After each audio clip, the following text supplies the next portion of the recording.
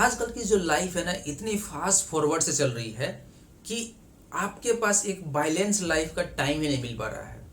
और इसका जो है बहुत सारे रीज़न है, जैसे बहुत सारे जिम्मेवारियाँ, बहुत सारे रिस्पॉन्सिबिलिटी, बहुत सारे वर्क और बहुत सारे टाइम डिवीजन, जिसके चलते आपको इतना भी जो है वो टाइम नहीं मिल पा रहा है कि एक बैलेंस लाइफ की तरफ बढ़ पाए।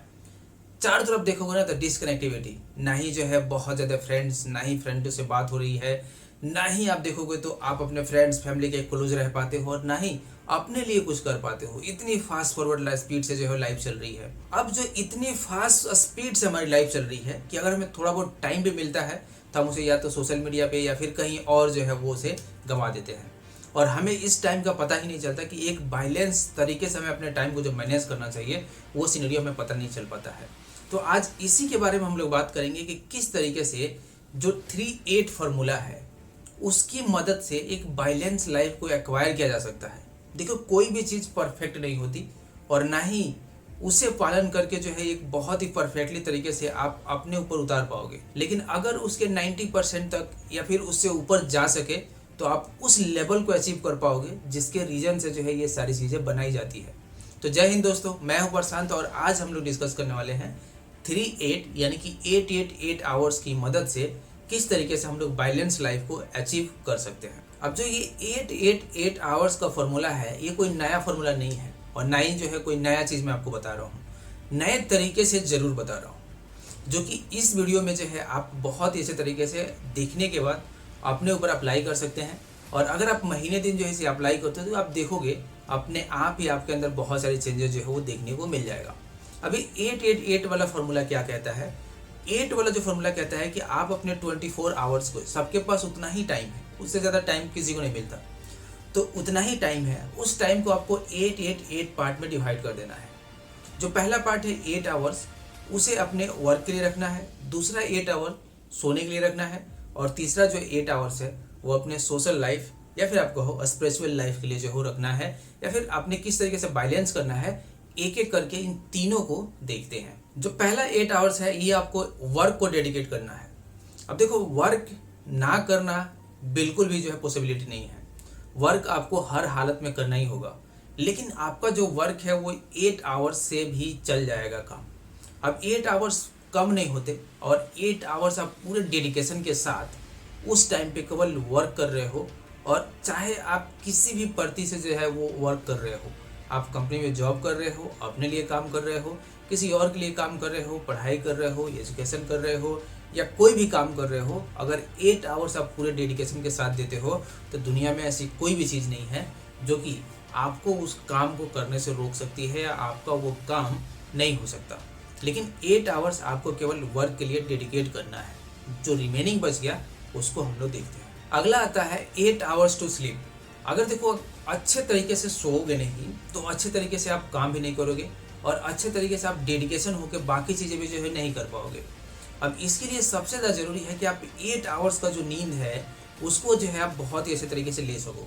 देखो, अगर हम साइंटिफिक तरीके से देखेंगे तो बहुत सारे लोग जो है आपको अलग अलग विचार देंगे कि नींद जो है हमारा 4 घंटे में पूरा हो जाता है, और जो ह्यूमन बॉडी होता है उसे 2 घंटे की नींद पूरी चाहिए होती है, या फिर कोई कहेगा कि 7 आवर्स जो है वो सो। लेकिन आपके पास 8 आवर्स है, आप उसमें 7 आवर्स सो, बाकी घंटे जो है आप फ्रेश होने में लगा लो, या फिर जो है आप बाकी चीज़ें जो करते हो लगा लो। लेकिन जो 8 आवर्स होता है ये आपको इसी चीज़ के लिए डेडिकेट करना है कि आपको या तो रेस्ट करो या फिर स्लीप लो, लेकिन इसके बाद आपकी बॉडी पूरे दिन जो 16 घंटे बच गया ना, उसमें ऐसा कभी भी नहीं कहना चाहिए कि आपको रेस्ट की ज़रूरत है या फिर थोड़ी सी नींद लेने की ज़रूरत है। तो जो ये 8 आवर्स है ये इसी काम को पूरा करेगा कि आप पूरे डेडिकेशन के साथ जिस तरीके से काम करते हो उसी तरीके से रेस्ट करो, आराम लो। अगला 8 आवर्स है सेल्फ एंड सोशल के लिए, जहाँ पे 3 कैटेगरी में इसको बांटा गया है, और ये तीनों कैटेगरी जो है 3H, 3F और 3S, जिसके बारे में एक एक करके देखते हैं। अगर हम लोग 3F की बात करते हैं तो जहाँ पे आता है फ्रेंड्स, फैमिली एंड फेथ। अब फ्रेंड्स, फैमिली एंड फेथ यानी कि ये 3 आवर्स जो आपको डिवाइड करने हैं, इन 3 आवर्स में से आपको अपने फ्रेंड्स, फैमिली और फेथ पे देना है।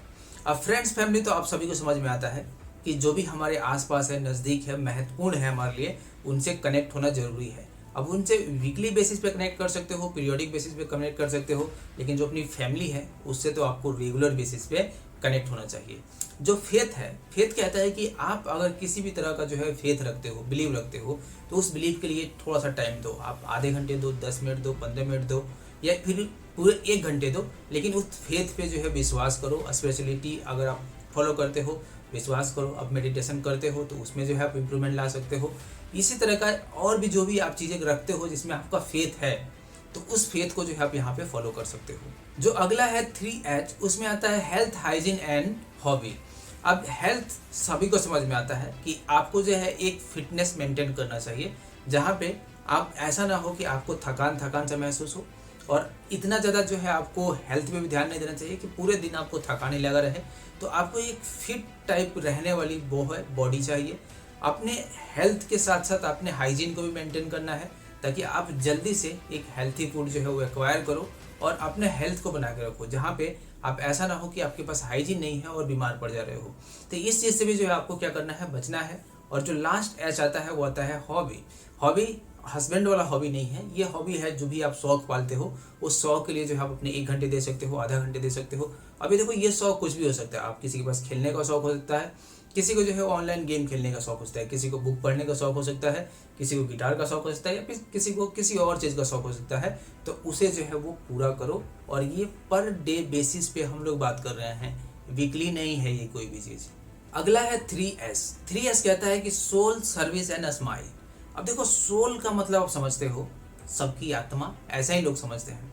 लेकिन सोल का मतलब क्या है कि आप किसी भी ऐसे किसी भी जीव से, इसे कोई भी हो सकता है, एनिमल हो गया, प्लांट्स हो गया, या फिर हमारे जैसे लोग हो गए, तो किसी भी से जो है आप जब भी कनेक्ट करते हो या उनके लिए कुछ भी एक्ट करते हो, वो सर्विस में आ जाता है। और सोल से जब भी आप कनेक्ट होते हो ना, तो आपके चेहरे पे एक स्माइल अलग से ही आ जाती है।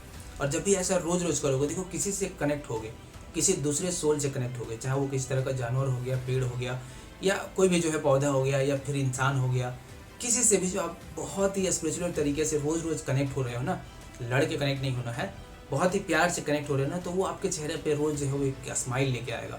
जो यही 3S जो है बताता है, जहाँ पे कहता है एक सोल से एक कनेक्ट होने का सर्विस करो, और उस सर्विस के बेसिस पे आपको उसके रिवार्ड में स्माइल जो है वो रोज रोज मिलते रहेगा।